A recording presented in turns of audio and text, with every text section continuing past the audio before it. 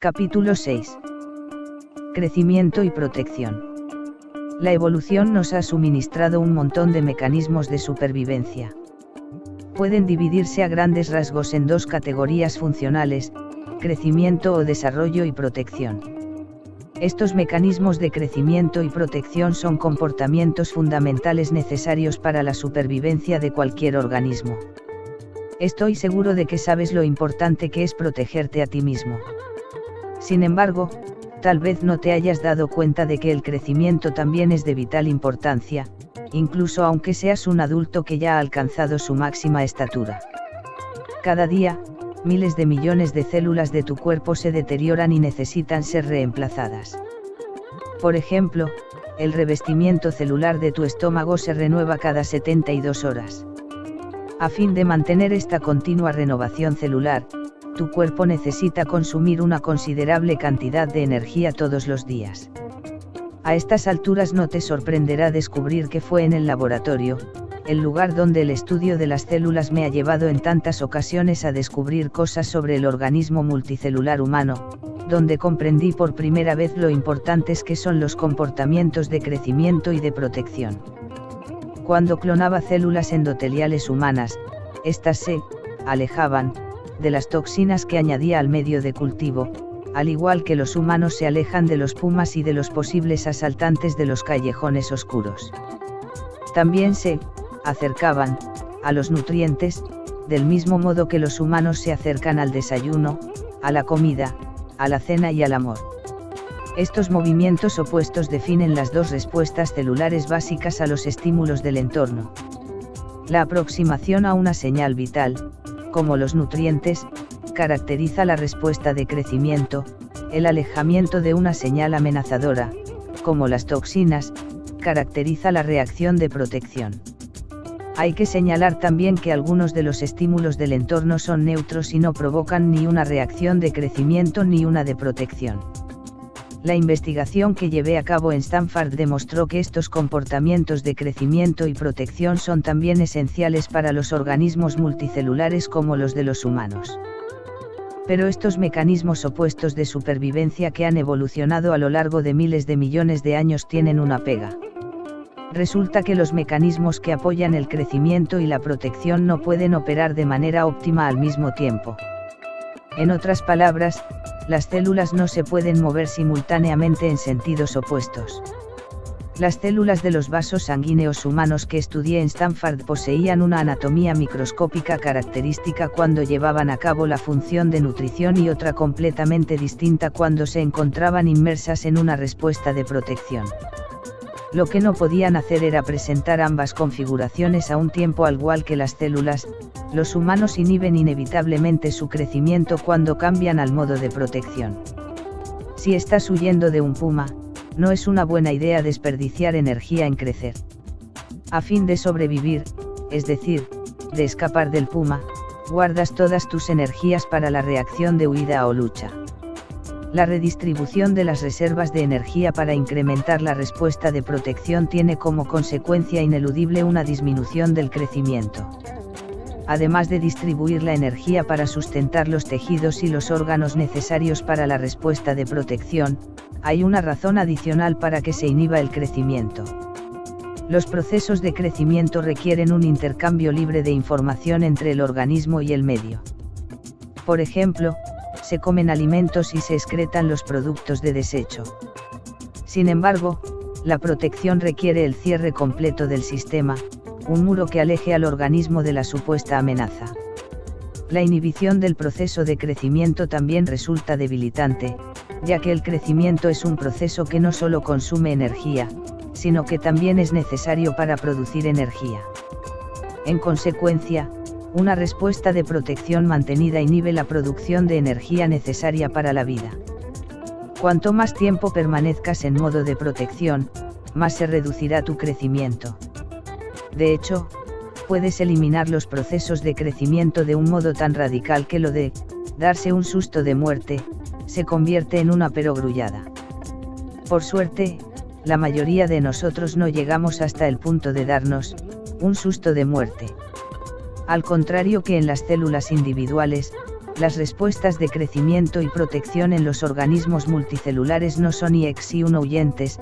No es necesario que los 50.000 millones de células de nuestro organismo tengan que estar en fase de crecimiento o de protección al mismo tiempo. La proporción de células que adoptan uno u otro tipo de respuesta depende de la gravedad de la amenaza que se perciba.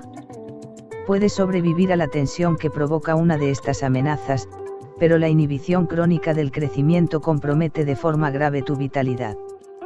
También es importante resaltar que para experimentar a fondo la vitalidad se necesita algo más que eliminar el estrés de la vida. En una sucesión constante de crecimiento y protección, eliminar el estrés solo te colocaría en un punto neutral. Para prosperar de verdad, no solo debemos eliminar los agentes estresantes, sino también buscar de modo activo la alegría y el amor, y llenar nuestra vida de estímulos que desencadenen los procesos de crecimiento. La biología en defensa de la patria en los organismos multicelulares, las respuestas de crecimiento y protección son reguladas por el sistema nervioso. La tarea de este sistema consiste en examinar las señales ambientales, interpretadas y organizar las respuestas de comportamiento apropiadas. En una comunidad multicelular, el sistema nervioso actúa como el gobierno que se encarga de organizar las actividades de los ciudadanos celulares. Cuando el sistema nervioso reconoce una señal amenazadora en el ambiente, alerta a la comunidad celular del peligro inminente. En realidad, el cuerpo consta de dos sistemas de protección diferentes, ambos esenciales para la conservación de la vida.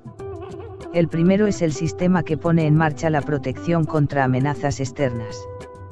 Se denomina EGHPA, que son las siglas del eje hipotálamo pituitario adrenal conocido en nuestro idioma como hipotálamo hipofisario suprarrenal. Cuando no existen amenazas, el EGHPA permanece inactivo y el crecimiento florece. Sin embargo, cuando el hipotálamo cerebral percibe una amenaza en el entorno, activa el EGHPA mediante el envío de una señal a la glándula hipofisaria, la glándula maestra, que es la responsable de conseguir que una comunidad de 50 billones de células se prepare para el peligro inminente. ¿Recuerdas el mecanismo estímulo-respuesta de la membrana celular y el complejo de proteínas receptoras efectoras? Pues el hipotálamo y la glándula hipofisaria se comportan de manera similar. Al igual que las proteínas receptoras, el hipotálamo recibe y reconoce las señales medioambientales. La función de la hipófisis es la misma que la de las proteínas efectoras, ya que es la encargada de poner en funcionamiento los órganos corporales. En respuesta a las señales de amenaza procedentes del medio externo, la glándula hipofisaria envía una señal a las glándulas suprarrenales para informar de la necesidad de activar la respuesta de huida o lucha del organismo. Los detalles técnicos sobre cómo los estímulos estresantes activan el EGHPA siguen una secuencia muy sencilla. El hipotálamo segrega un factor liberador de corticotropina, CRF, en respuesta a la señal de alerta registrada por el cerebro. Este factor viaja por el torrente sanguíneo hasta la glándula hipofisaria, donde activa unas células especiales que liberan corticotropina u hormona adrenocorticotropa, ACTH, en sangre. La ACTH viaja hasta las glándulas suprarrenales, donde sirve como señal para la secreción de las hormonas de huida o lucha. Estas hormonas del estrés coordinan la función de los órganos corporales y proporcionan una gran fuerza enésica para huir o enfrentarnos al peligro. Una vez que suena la alarma suprarrenal, las hormonas del estrés se liberan en los vasos sanguíneos y constriñen sus paredes en el aparato digestivo, obligando a la sangre cargada de nutrientes a encaminarse hacia las extremidades, los miembros encargados de ponernos fuera de peligro. Antes de ser enviada hacia las extremidades, la sangre estaba concentrada en las vísceras. La redistribución de la sangre visceral hacia las extremidades durante la respuesta de huida o lucha tiene como consecuencia una inhibición de las funciones relacionadas con el crecimiento, ya que, sin la sangre, las vísceras no pueden ejercer su función de la forma apropiada. Los órganos viscerales dejan de llevar a cabo las tareas de soporte vital, como la digestión, la absorción, la excreción y otras funciones que incrementan el crecimiento celular y la producción de reservas energéticas corporales. Así pues, la respuesta de alerta inhibe los procesos de crecimiento y arriesga la supervivencia del organismo al impedir la producción de las reservas de energía vitales. El segundo sistema de protección corporal es el sistema inmunológico, que nos protege de las amenazas que se encuentran bajo la piel, como aquellas causadas por bacterias y virus. La activación del sistema inmunológico supone un enorme gasto de las reservas de energía del organismo. Para hacerte una idea de la cantidad de energía que consume el sistema inmunológico, recuerda lo débil que te sientes cuando luchas contra una infección como la gripe o un resfriado. Cuando el EGHPA activa la respuesta de huida o lucha, las hormonas secretadas por las glándulas suprarrenales suprimen por completo la actuación del sistema inmunológico a fin de conservar las reservas de energía. De hecho, las hormonas del estrés son tan eficaces a la hora de inhibir la función del sistema inmunológico que los médicos se las recetan a los pacientes de trasplantes para que su sistema inmune no rechace los tejidos extraños. ¿Por qué el sistema suprarrenal inhibe el inmunológico? Imagina que estás en una tienda en la sabana africana padeciendo una infección bacteriana y con un caso grave de diarrea. De repente, oyes el ronco rugido de un león fuera de la tienda. El cerebro debe tomar una decisión y resolver cuál de las dos amenazas es más peligrosa. A tu cuerpo no le serviría de nada superar la infección bacteriana si dejas que el león te devore. Así que tu organismo decide detener la lucha contra la infección y gastar energías en la huida para sobrevivir al encuentro con el león. Por tanto, una consecuencia secundaria de la activación del EGHPA es la reducción de nuestra capacidad para luchar contra las enfermedades. La activación del EGHPA también disminuye nuestra capacidad de pensar con claridad. El procesamiento de la información en el cerebro anterior, el centro del razonamiento lógico, es bastante más lenta que la actividad refleja controlada por el cerebelo. En una emergencia, cuanto más rápidamente se procese la información, más probabilidades tendrá el organismo de sobrevivir. Las hormonas adrenales del estrés constriñen los vasos sanguíneos del cerebro anterior para reducir su funcionamiento. Además, estas hormonas frenan también la actividad de la corteza prefrontal, el centro de la actividad y el pensamiento consciente. Durante una emergencia, el flujo vascular y hormonal nutre el cerebelo, la fuente de los reflejos instintivos vitales que con más eficacia controla la respuesta de huida o de lucha. Aunque es necesario para la supervivencia que las señales de estrés repriman la mente consciente, que tiene un procesamiento más lento, todo eso tiene un precio. La disminución de la consciencia y la reducción de la inteligencia, Takamatsu, et al., 2003, Arnsten y Goldman Rakik, 1998, Goldstein, et al., 1996. El miedo mata. ¿Recuerdas la cara de miedo y horror que he contado que pusieron mis alumnos de la Facultad Caribeña cuando suspendieron el examen, el equivalente estudiantil a un fiero león? Ten por seguro que si mis alumnos se hubieran quedado paralizados, habrían suspendido los exámenes finales. La pura verdad es que cuando estás asustado te vuelves más tonto.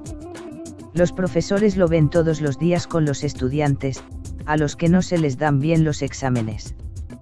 La ansiedad que provocan los exámenes paraliza a los alumnos que con manos temblorosas marcan las respuestas equivocadas porque, a causa del pánico, no pueden acceder a la información almacenada en el cerebro que tan cuidadosamente han ido adquiriendo durante el semestre.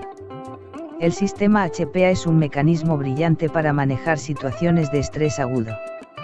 No obstante, este sistema de protección no está diseñado para permanecer activado de forma continuada.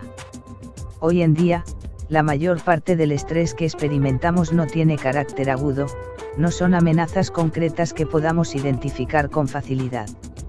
No podemos responder a ellas y seguir adelante. Nos vemos acosados a diario por multitud de problemas sin solución en nuestra vida personal, nuestro trabajo y nuestro planeta desgarrado por las guerras. Dichas preocupaciones no amenazan nuestra supervivencia inmediata, pero activan igualmente el EGHPA y el resultado es una elevación crónica de las hormonas del estrés. Para ilustrar los efectos adversos de la liberación mantenida de adrenalina voy a utilizar el ejemplo de una carrera de atletismo. Un saludable grupo de expertos velocistas se coloca en la línea de salida. Cuando escuchan eso de, en sus puestos, apoyan las manos y las rodillas e introducen los pies en los puestos de salida. A continuación, el juez de salida grita, «listos». Los atletas contraen los músculos mientras se elevan apoyados sobre las puntas de los dedos de las manos y de los pies. Cuando cambian al modo, «listos», sus cuerpos liberan adrenalina a fin de fortalecer los músculos para la ardua tarea que tienen por delante. Mientras los atletas se contienen a la espera de que llegue el «ya», sus cuerpos se tensan en anticipación a la carrera. En una carrera normal, esa tensión dura solo un segundo o dos antes de que el juez de salida grite, «ya». Sin embargo, en nuestra hipotética carrera el grito de «ya», que pondría a los atletas en movimiento no llega nunca. Sin importar lo en forma que estén, esos atletas se desplomarían en cuestión de segundos a causa del esfuerzo. Vivimos en un mundo que nos mantiene de manera constante en el modo, «listos». Y un creciente número de investigaciones sugiere que nuestro estilo de vida en alerta continua supone un serio problema para nuestra salud. El estrés diario activa de forma constante el eje HPA, preparando nuestros cuerpos para la acción. Al contrario que en el caso de los atletas, el estrés que acutamos no se libera de las presiones generadas por nuestros miedos crónicos y nuestras preocupaciones. Casi la totalidad de las enfermedades importantes de la población están relacionadas con el estrés crónico. Segerstrom y Miller, 2004, Kaap y Retely, 2004, M.C. Eben y Lasky, 2002, M.C. Eben y Seeman, 1999. En un revelador estudio publicado en la revista Science en el año 2003, los científicos investigaron por qué los pacientes que toman antidepresivos y SRS o inhibidores selectivos de la recaptación de serotonina como el Prozac o el Zoloft, no se sienten mejor de inmediato. Por lo general, existe al menos un intervalo de 2 semanas entre el comienzo de la toma del fármaco y el momento en que los pacientes empiezan a sentirse mejor. El estudio descubrió que las personas deprimidas muestran una incomprensible falta de división celular en una región del cerebro llamada hipocampo, una parte del sistema nervioso relacionada con la memoria. Las células del hipocampo reanudaban la división cuando los pacientes comenzaban a experimentar los cambios de humor debidos a los fármacos y SRS, semanas después de que se instaurara el régimen de tratamiento. Este estudio y otros como este ponen en entredicho la teoría de que la depresión no es más que el resultado de un desequilibrio químico, que altera la producción cerebral de monoaminas, en especial de la serotonina. Si se tratara de algo tan simple como eso, los fármacos y SRS restablecerían ese balance químico de inmediato. Otras investigaciones apuntan a la inhibición del crecimiento neuronal provocado por las hormonas del estrés como causa de la depresión. De hecho, en los pacientes depresivos crónicos, el hipocampo y la corteza prefrontal, el centro del razonamiento lógico, están físicamente reducidos. Una revisión de este estudio publicada en la revista Science decía, la hipótesis de las monoaminas ha sido sustituida en los últimos años por la del estrés, que postula que la depresión se produce cuando la maquinaria cerebral del estrés funciona a marchas forzadas. El protagonista principal en esta teoría es el eje hipotálamo-hipofisario suprarrenal, HPA. Holden, 2003. El efecto del eje HPA sobre la comunidad celular es equivalente al que tiene el estrés sobre la población humana. Imagínate una dinámica comunidad allá por los años de la Guerra Fría, cuando la posibilidad de un ataque nuclear por parte de los rusos rondaba siempre la cabeza de los estadounidenses. Al igual que las células de un organismo multicelular, los miembros de esta sociedad de la Guerra Fría trabajaban de forma activa en su trabajo, que contribuía al crecimiento de la comunidad, y por lo general se llevaban bien los unos con los otros. Las fábricas no dejaban de producir, la gente de la construcción levantaba nuevos edificios, las tiendas de comestibles vendían sus alimentos y los niños aprendían el abecedario en los colegios. La comunidad se encuentra en un estado saludable y de crecimiento mientras sus miembros interactúan de forma constructiva en pos de un objetivo común. De repente, el sonido de las sirenas que advierten de la posibilidad de un ataque aéreo sacude la ciudad. todo el mundo deja de trabajar para huir en busca de un refugio seguro que lo proteja de las bombas. La armonía de la comunidad se ve interrumpida cuando sus miembros, que actúan solo para asegurar su supervivencia, huyen hacia el refugio. Después de 5 minutos, suena la señal que indica que ha pasado el peligro. Los ciudadanos regresan a sus trabajos y continúan con su vida en la próspera comunidad. Sin embargo, ¿qué ocurriría si se dispararan las sirenas y los ciudadanos corrieran hacia los refugios pero no sonara la señal que indica que el peligro se ha acabado? ¿Durante cuánto tiempo podrían mantener esa posición de protección? A la postre, la comunidad se vendría abajo a causa de la falta de comida y de agua. Morirían todos y cada uno de ellos, incluso los más fuertes, ya que el estrés crónico debilita las fuerzas. Una comunidad puede sobrevivir sin problemas a situaciones que provoquen un estrés momentáneo, como un simulacro de ataque aéreo, pero cuando la situación de estrés se extiende en el tiempo, el resultado es el cese del crecimiento y el colapso de la comunidad. Otro ejemplo de la influencia que tiene el estrés sobre la población es la historia de la tragedia del 11/5. Hasta el momento en que se produjo el ataque terrorista, el país se encontraba en estado de crecimiento. Inmediatamente después del 11/5, cuando el impacto de las noticias se extendió no solo a la comunidad de Nueva York sino a la nación entera, todos experimentamos una sensación de amenaza inminente para nuestra supervivencia. El impacto de las declaraciones del gobierno, que hacían hincapié en la continua presencia de peligro tras el ataque, tuvo un efecto similar al de las hormonas suprarrenales. Hicieron que los miembros de la comunidad pasaran del estado de crecimiento al de protección. Después de unos cuantos días de miedo aterrador, la vitalidad económica del país quedó tan comprometida que el presidente se vio obligado a intervenir. Para estimular el crecimiento, el presidente recalcó una y otra vez que América estaba abierta a las negociaciones. Llevó bastante tiempo aplacar el miedo y reencauzar la economía.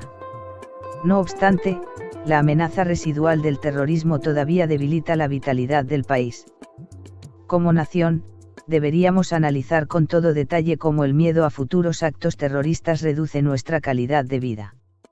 En cierto sentido, los terroristas ya han ganado, puesto que han logrado colocarnos en un modo de protección constante debido al miedo. También me gustaría sugerir que examinaras cómo influyen en tu vida los miedos y las respuestas consiguientes de protección. ¿Cuáles son los miedos que impiden tu crecimiento? ¿De dónde salen esos miedos? ¿Son necesarios? ¿Son reales? ¿Te ayudan a llevar una vida plena? Trataremos esto con más detalle en el siguiente capítulo, que analiza la importancia de la paternidad responsable.